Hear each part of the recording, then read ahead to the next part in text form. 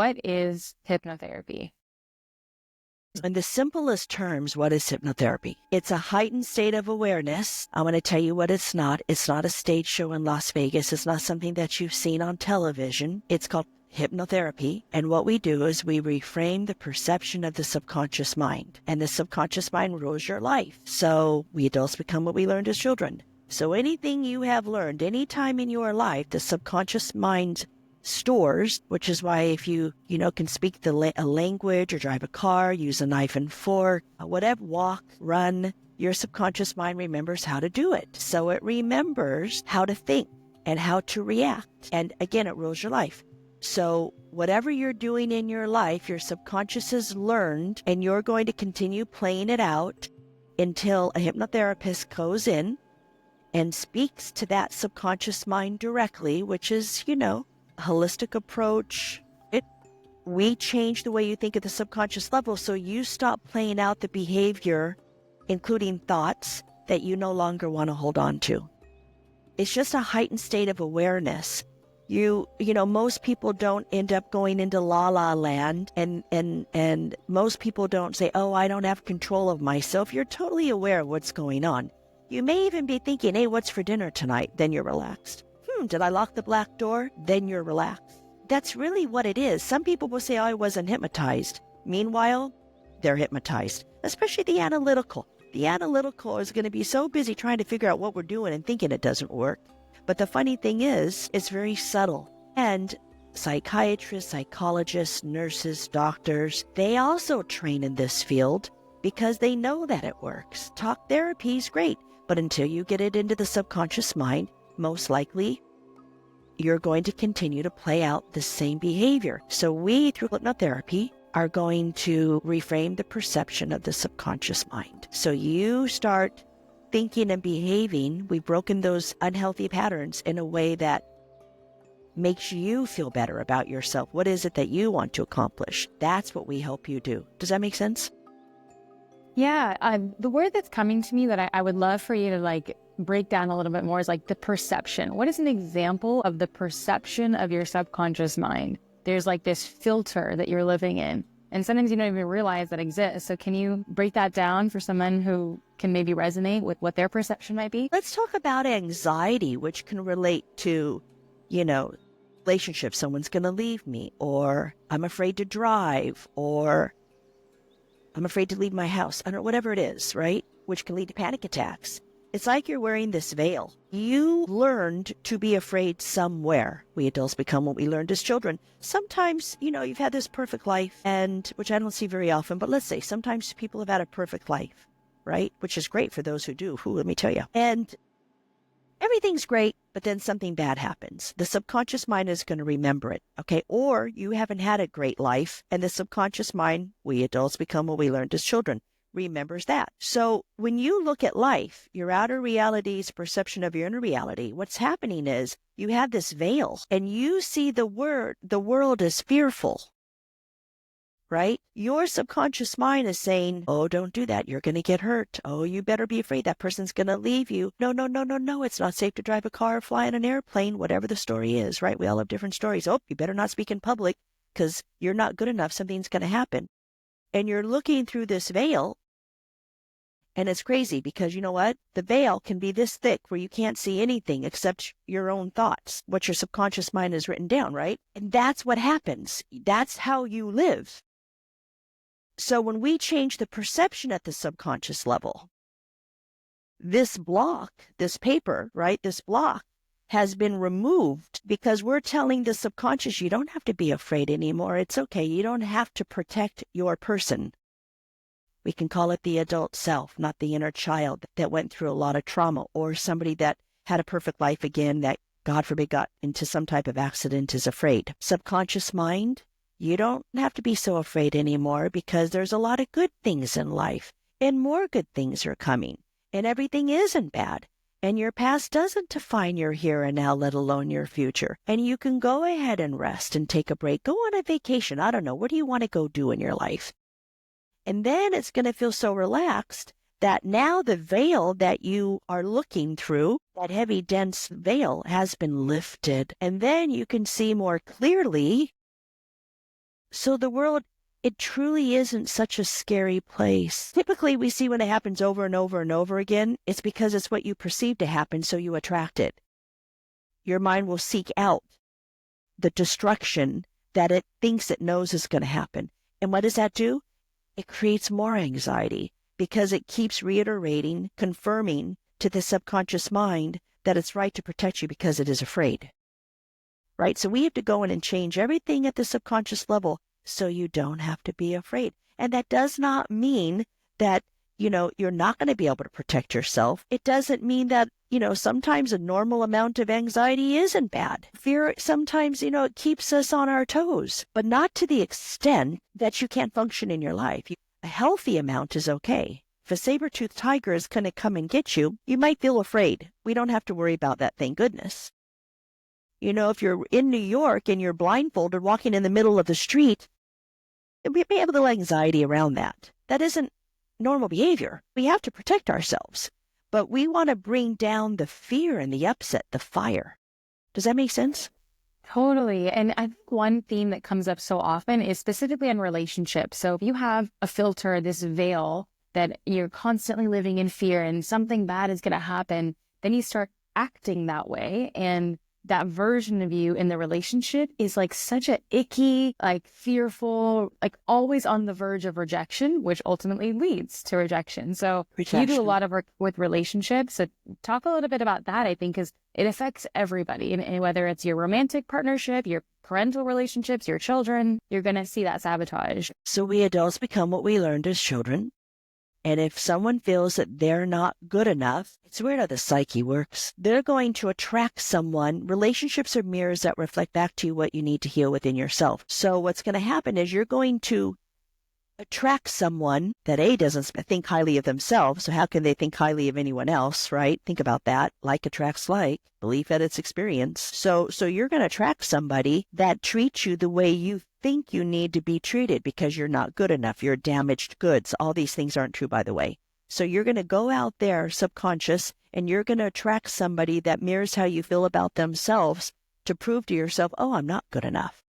But what's so interesting is if you can get them to love you and treat you well, it also proves to you that I am good enough. But it's probably not even going to happen because you attracted the wrong person in the first place. The other one is that you could attract this wonderful, incredible person because contrary to popular belief, there's a lot of very good people out there that would never hurt you, that are kind and loving. But when all you see is bad, bad, bad, bad, you think bad, bad, bad, everything in the world looks bad, right?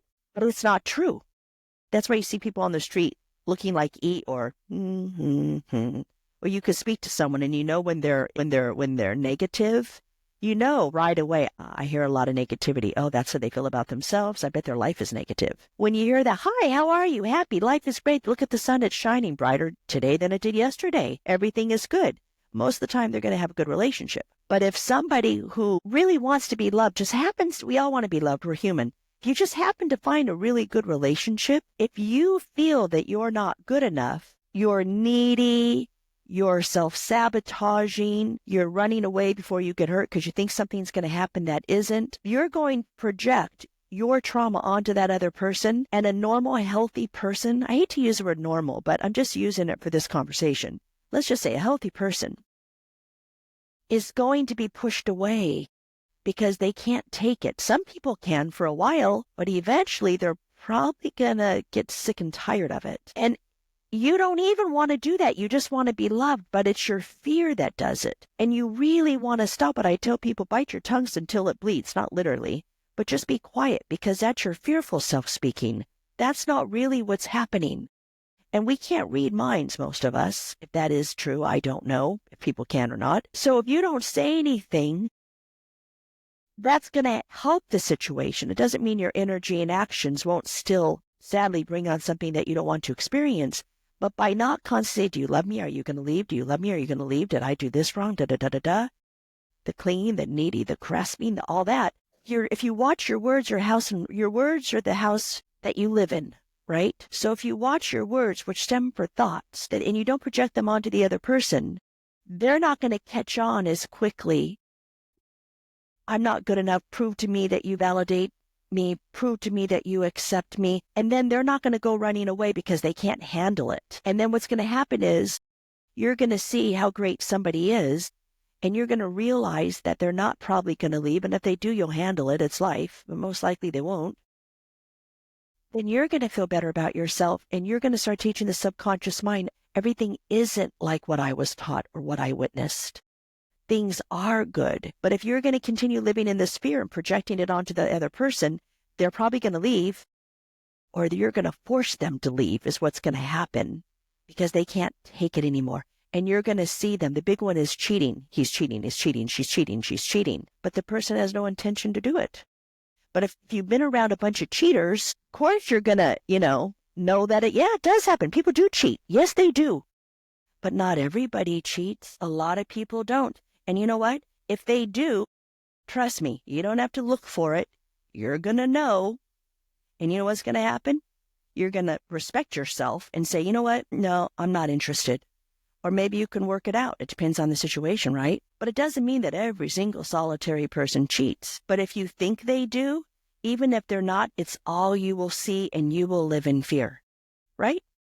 So through hypnotherapy, we're going to reframe the subconscious mind to believe that you don't have to be afraid anymore. Not everybody is bad, and you are not what you were taught. I know that was long-winded, but it's very complex. It's a huge topic. It is. And I think it's like this, why it makes it so vast is hypnotherapy is like the one little tool that you have to controlling your life. Like sometimes life feels so out of control, but there is this like layer of control that you have when you are calm on the inside and then showing up calm on the outside. You are not triggering your partner back and forth. You are not seeing the bad in the world. So yes, there's things that happen, but there is like an ounce of control. And this is the one modality that you really can start to take that back. Here's a good example. It makes me sick, but I'll give it to you. A baby elephant, this should not be happening, is chained by the foot. There's a chain on their foot, and they are taught they're trapped, right? When they get older, they take the chain off. The elephant still doesn't run away, and the elephant's huge. It could destroy probably everything in its sight, but it's been taught that it has a chain on its foot. So it believes that it does. That is how the human mind works.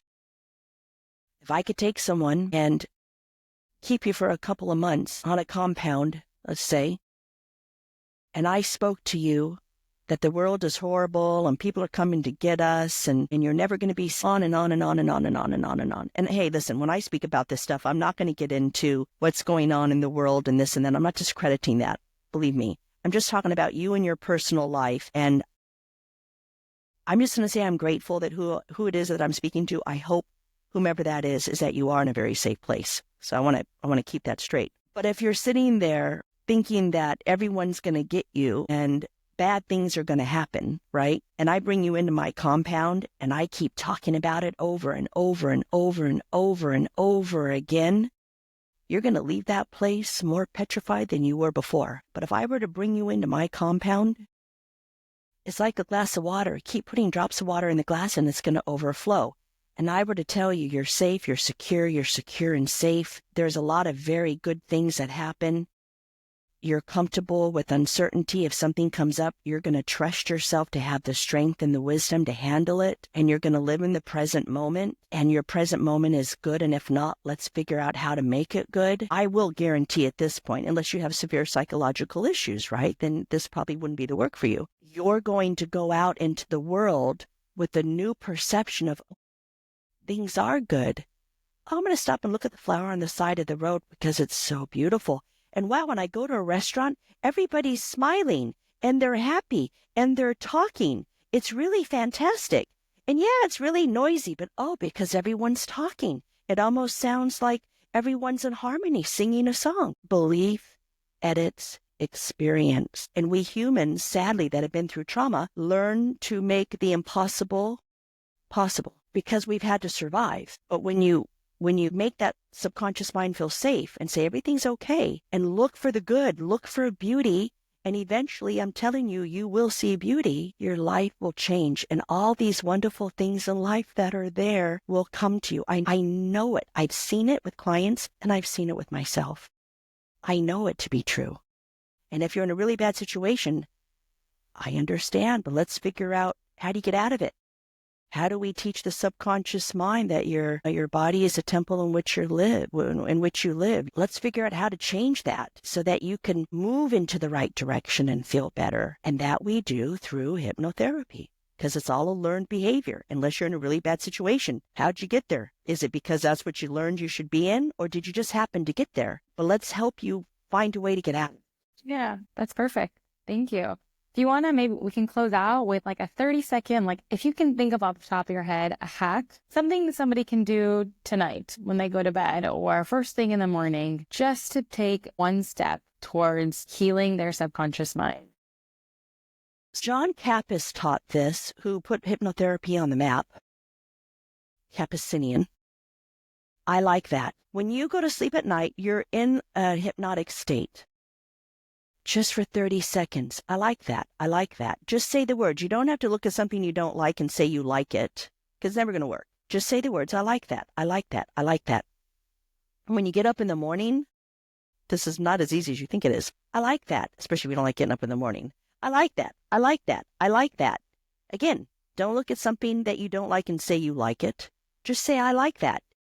Two things are going to happen. You're going to realize how many times a day you say you don't like something.